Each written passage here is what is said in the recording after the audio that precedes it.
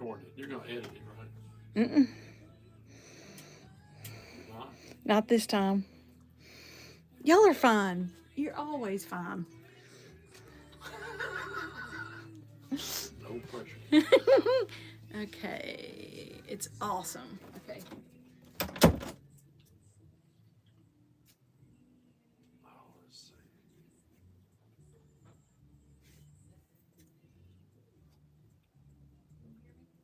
Yes, ma'am. Yes, ma'am.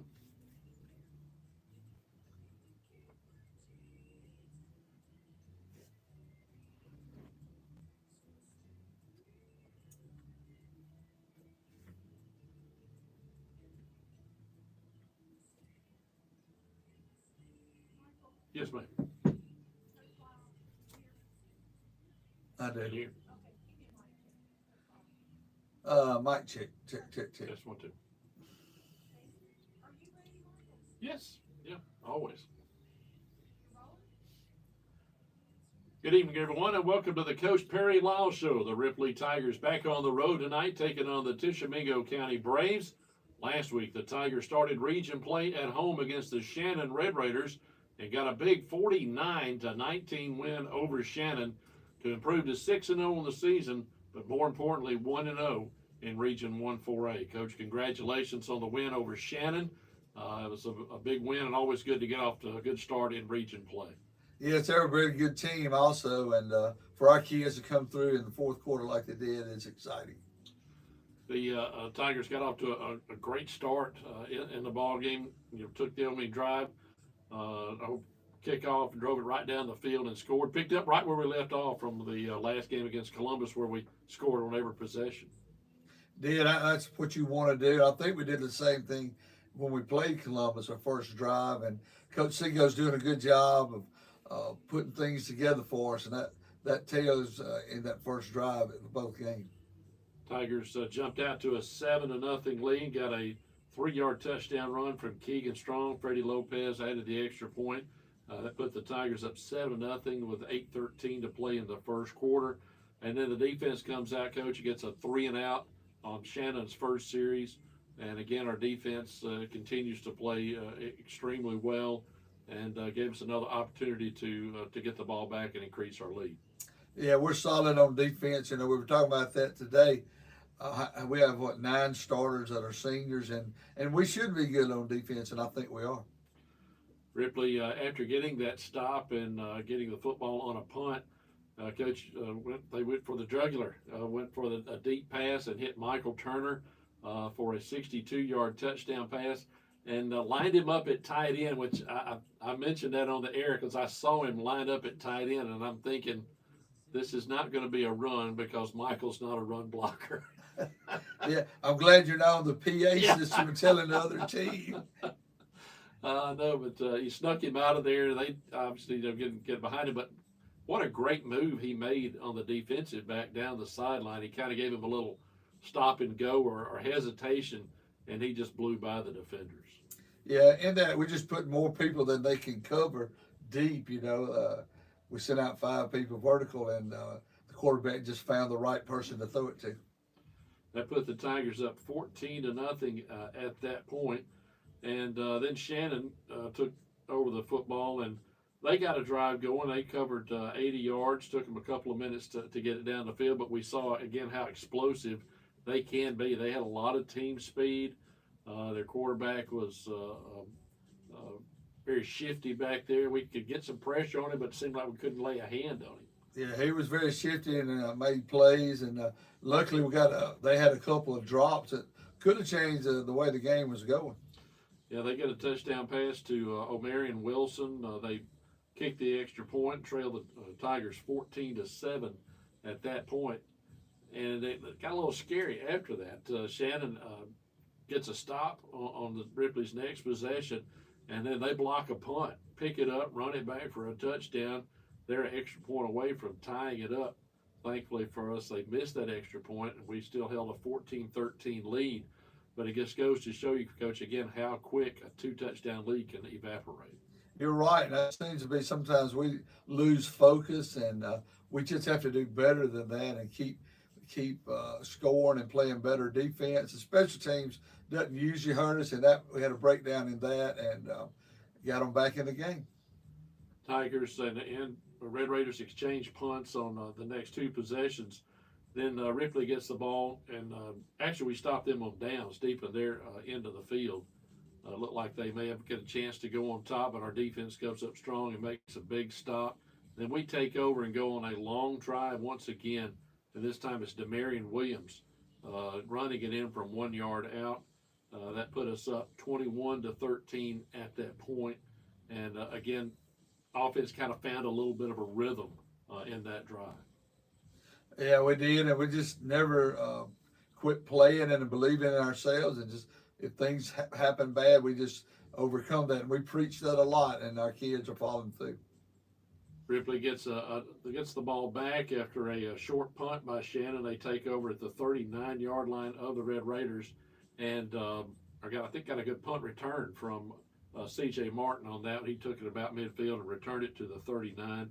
And we get another good drive going. This time Keegan Strong, after a penalty, goes in from 43 yards out. That put us up 28-13 with about 3.5 minutes to go until halftime. And again, Keegan doing it on both sides of the ball once again. You know, he's running the ball very well, and because of an injury, he's in there on defense playing cornerback, and he's playing very good on both sides. He is, he's improved so much as a running back. He's always been a pretty good defensive back, but he's running the ball hard, finding the holes, and being, you know, he has a lot of yards, probably over 700 yards in those 6 games. So he's doing a great job. That put the Tigers up with a 28-13 halftime lead, and Coach, it was a good first half. The Tigers again playing well on both sides of the ball, but it was one of those games where you still just didn't feel all that comfortable, even with a 2-touchdown lead. I agree, and I messed up as a head coach at the end of the half against Columbus. 2 weeks in a row, I've not done great time management. Against Columbus, we scored a field goal and still had time for them to receive a kickoff. And, you know, they always could take it to the house. So this game, I was trying to avoid that and just couldn't get the officials' attention. And I learned that I'm going to tell them before the play next time. We're going to take time out. But that's the reason you get put in those situations. I was telling people they could have blocked the field goal and run it back for a touchdown. That's so right. Things happen, and we could have got 3 more points, but we didn't, and I take that responsibility. 28-13, though, halftime lead, not too shabby of a first half. And again, first region game, you're starting over. We talked about that last week, where you're 0-0. Just that 5 games previously is nice to win all those games, but they don't really count toward playoffs or anything. This is the games that count, these next 4 ball games, to where you're going to be seeded going into the playoffs. And with this win, that gets you to 1-0 and it gets you one step closer to that goal. Yeah, we only have 4 of them, and I think we beat one of the top teams when we beat Shannon.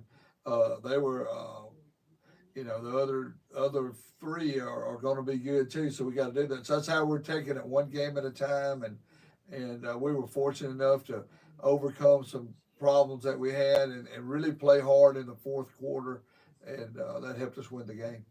All right, we're going to take a break. When we come back, we'll talk about the second half last week with Shannon. Back with Coach Perry Liles in just a moment.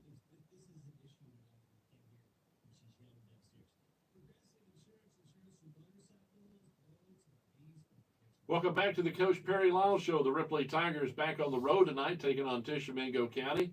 Last week against Shannon, the Tigers held a 28-13 halftime lead. Shannon got the ball first to start the second half, and the Tiger defense again comes up with a big stop on their first series, forces them to punt the football. And then, Coach, we do something we don't normally do, and that's we turn it over on our first play. We fumble the football, and they pick it up with a short field. And all of a sudden, those bad thoughts just start creeping in the back of your mind of what's going to happen here in the second half.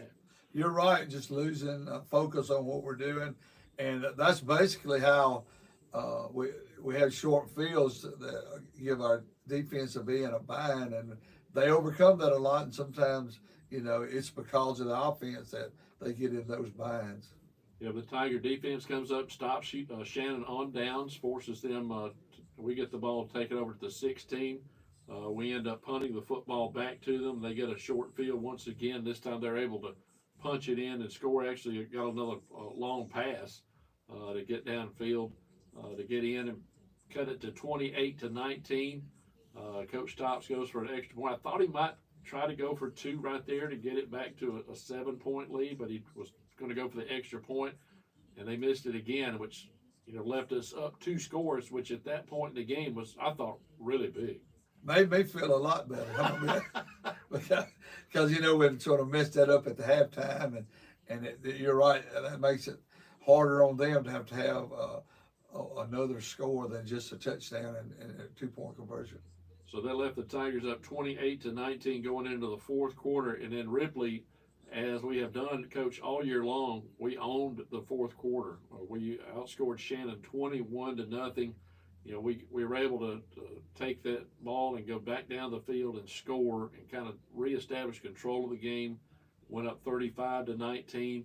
Then Shannon makes a mistake in not being able to field the kickoff, caromed off one of their returners' helmets, and a great job by Aiden Wilson to get down and realize that was a live ball, and he covered it, gave us a short field, and we're able to get 2 touchdowns just real quick.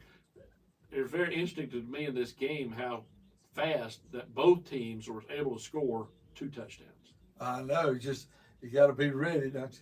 I was proud. I think, to me, the play that turned the game our way, we ran the same play that Michael Turner caught the touchdown pass on. We ran it, but we threw it. They covered Michael, and that hit Cooper, made a really good play. The quarterback got the ball in just right over the defender's head, and Cooper Davis caught it. And to me, that picked up a first down, and we scored right after that. And you're right, that was a long onside kick, but that happens sometimes, and they sort of made that mistake. That probably killed them, those 2 touchdowns. Yeah, I think it did. That, of course, it put us up at that point 42-19, and really with less than 10 minutes to go in the game, it really put them in a bad spot. And they make another turnover, throwing another interception late in the ball game. Jalen Brooks gets in on a couple of touchdown runs in the fourth quarter, and we end up winning at 49-19. But the game was much closer than what the final score indicated, just because up until that 9-10 minutes to go in the game, it's a really close ball game. It is. So Shannon's really they're well coached, and they do they pass the ball a lot. I do feel good though that if you throw it, they threw it 60-something% of the time. That gives our secondary an opportunity to make plays. And I will say we had some busted coverages, but in the end we did get intercepted, and that's what we want to do. Yeah, and they only completed I think 7 out of 24 of their forward passes. We were able to get pressure on the quarterback. We got a couple of quarterback sacks, a lot of hurries, but just putting pressure on the quarterback, making him throw it when he didn't want to, or not when his feet were set. When he was on the move, he was less accurate. And we also had, I believe, 9 pass breakups in the game, which meant our DBs were where they were supposed to be. You're right, and like I said, they're doing a really good job in secondary.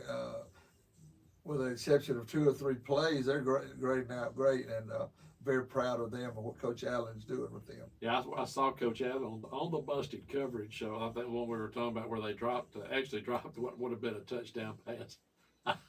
I didn't think he was going to be able to make it to the end of the game. He was just beside himself with that busted coverage. But those things are going to happen. You're not going to go an entire game, much less a 2 or 3 game stretch where there's not a mix-up. And even with senior players, we see it all the time in college and NFL.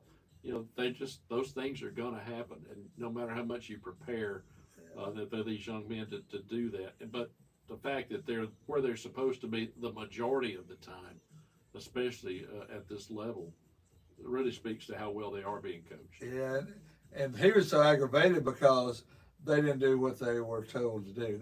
That's aggravating to him. But it's on us. If they do what we say and they score, or we don't move the ball, something that's on us. But that's what he was so fired up about. Big win for the Tigers, 49-19. They moved to 1-0 in region play, and they'll continue that tonight against the Tishomingo County Braves. We're going to take another timeout. We'll come back and talk about tonight's opponent. Back with Coach Liles in just a moment.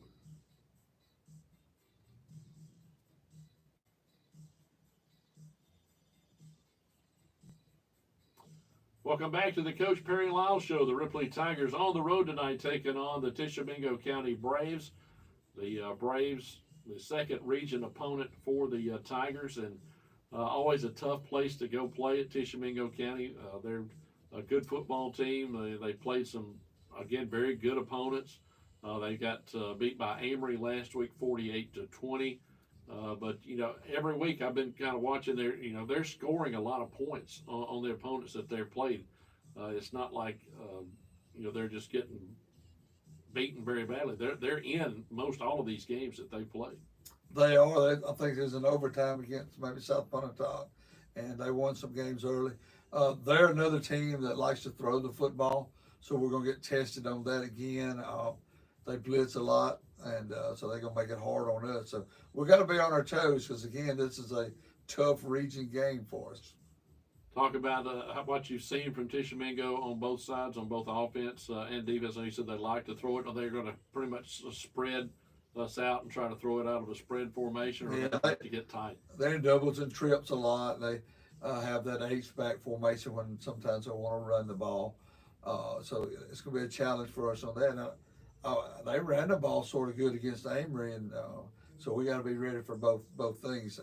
Defensively, they run a 3-3 stack with two dog safeties, and we just need to use our formations to get them lined up in what we want them to be, and I think gives us the opportunity to be successful there.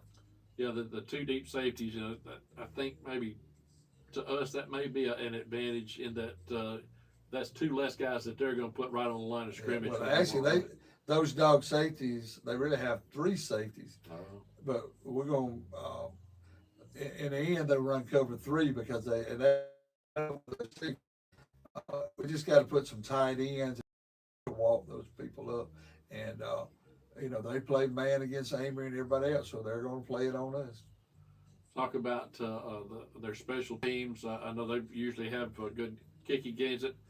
To me, though, that's where that's been the difference in a lot of our games is that our special teams, and we saw it last week, and we've seen it just about every week where, if you're able to make your extra points, you're able to get off your cover your kicks and things like that, then you're going to come out on top. Yeah, special teams, I think Coach Davis is doing a great job with them. And, Freddie Lopez was picked for the North-South All-Star game on Wednesday, and we're excited to have him. But we were talking about that as a team. It takes 10 other people to make that happen for Freddie, and he appreciates it, and we do appreciate him. He gets it done, but kickoff, punt. Jace had one block, but in reality, we just didn't protect him good. Yeah, I went back and watched that on the film. The guy came unblocked, and it was really wasn't anything Jace could do. He did all he could, but and he did come back and kicked a 50-yard punt, I think, later in the game. So the kickers are doing a good job. Special teams are doing a good job now. Tishomingo County are well coached on that, and they match up with us on that. I just hope we can be a little more athletic than them. Yeah, you mentioned Freddie getting picked for the, I believe it's the Mississippi All-Star Game, North-South All-Star Game. That's quite an honor for him, and well deserved, I think, because I don't think anybody's put any more work in than Freddie has. And I was talking to somebody this week, and they were asking me about him, and I said, of course, we haven't seen a lot of great kickers come through. We have in the past, but it hasn't been recently.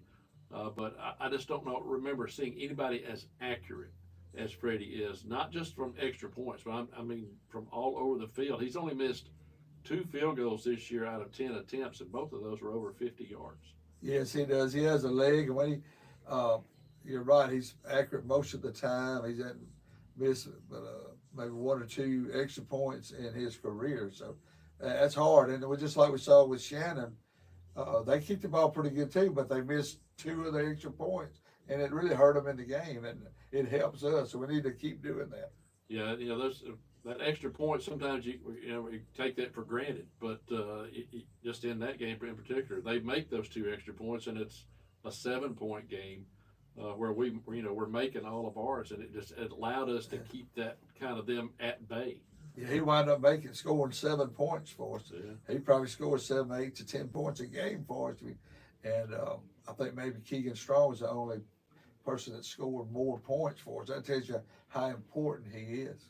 And then, of course, his kickoffs too. We talked about the one that they didn't cover, and it just seems like to me. And then this, I don't know if you get away with all your secrets or what y'all are doing, but it looks like he's varying his approach, where he's maybe kicking some higher, some squib. Where they can't really just line up and say, well, he's going to kick it here. Yeah, Coach Davis does a good job mixing that up. I like the best one when he kicks it in the end zone. But yeah, every once in a while it'll be to the 1, and we sky kick a couple times. As closer to the end of the game, we're going to squib kick it and just make it harder for them to return it, because that'll be the only way that a squib kick is harder to handle. And the one that they mishandled at the end that we got the ball, that just turns the game around. Yeah, it does, and the kickoff, when you kick it deep, and everybody wants but that, to me, I've had a lot of coaches tell me they don't like to kick it deep unless you can get it in the end zone, because that's just like a big open field play. If you've got a great athlete, like most people put their best athlete back there to return, I know we do, yeah. and that just gives them a chance to make a big play, and a play in the kicking game can turn a game very quickly, because you just scored, and then lo and behold, if you give up a play in the kicking game, you got to go back down and play. Shannon's an example of that. They started off putting their deep guys on the 10, then they put them on the 5, then they put them on the 1. So they're going to back up with it to get that running start. But that's another thing about our team. This is the best year we have had people covering on the kickoff too. And we might give up 1 through the season, but I tell you, we have done such a better job. Start with Aiden Wilson. He does a really good job of getting down there, and along with the other 9. And I think Freddie even made a tackle one time. So he did. We're going to cover that thing the best we can. One thing, we didn't talk about this last week too, but I wanted to mention Jack Foster, a young man, made a really heads-up play in that Columbus game on special teams, where he called for a fair catch and ended up getting hit and get fair catch interference, because if he doesn't do that and they get the ball back and down only 6 points, I believe, or 5 points at that time, that's a big play in that ball game. And just a young player, a sophomore, and he's up and makes that kind of play again is a testament to the kind of coaching that he's getting, that he's prepared to do that. He did good, and it was good that he did that, and we're proud of the way he does it. When you look out there, the other teams, they're trying to find the youngest person and the smallest one to kick it to, no different than us. So sometimes he gets picked out on that, but he makes plays for us. Big win for the Tigers, 49-19 over Shannon last week, taking on Tishomingo County tonight in our second region ball game on the road once again. Coach, about injury situation, status of Ja'Kai Holmes. I know he was there. For anybody else that may or may not be able to play tonight? Well, not older guys. We were good on that. Ja'Kai still getting the MRI next week. Insurance has caused a delay in that, and so he's been getting treatment stuff, but we'll know some more next week on him. All right, we'll take a break. We'll come back and wrap things up with Coach Liles in just a moment.